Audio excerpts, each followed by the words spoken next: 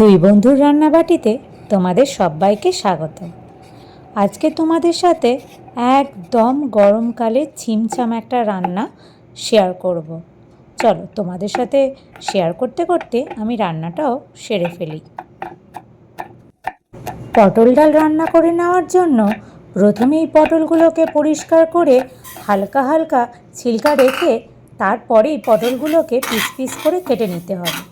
ও হ্যাঁ, আমি আবার পেঁয়াজ দিয়ে করি। পেঁয়াজগুলোকেও ঝিরিঝিরি করে কেটে নিয়েছি।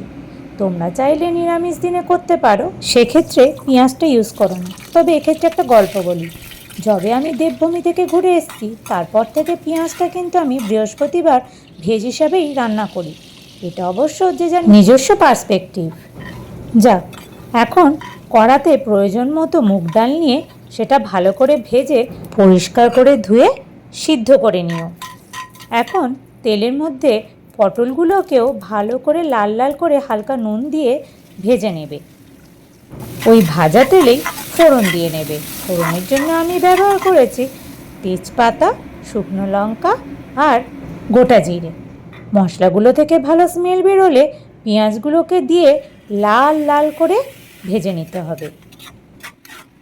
পেঁয়াজগুলো ভাজা হয়ে গেলে যে ডালটা আমি সিদ্ধ করে রেখেছিলাম সেই ডালটাও দিয়ে নেব। তার মধ্যে প্রয়োজন মতো আদাটা দিতে ভুলো না কিন্তু। আমি এখানে অবশ্য আদা গ্রেট করে ইউজ করেছি, তোমরা চাইলে বাটাও ইউজ করতে পারো। আর তার মধ্যে দিয়ে নেব হলুদ গুঁড়ো, জিরে গুঁড়ো আর প্রয়োজন মতো নুন, চিনি। ডালের সাথে মশলাটা ভালো করে কষে নিয়ে জল দিয়ে নেব। ডালটা বেশ টকবক করে ফুটবে, এই সময় আগে থেকে ভেজে রাখা পটলগুলো দিয়ে নেব। এরপর নামানোর আগে 1 চামচ মতো ঘি দিয়ে নামিয়ে ফেলো। আর এটা গরম গরম ভাত বা রুটি যে কোনো কিছুর সাথেই জমে যাবে। এইবার খেয়ে তোমাদের সাথে বলবো যে কেমন হয়েছে। আমি পটল ডাল এই ফার্স্ট টাইম খাচ্ছি।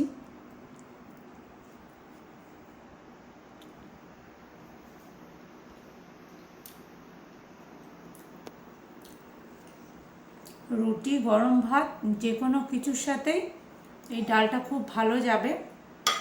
গরমকালে ছিমছাম রান্না, ভালো খেতে লেগেছে। এক কথায় লাজবাব।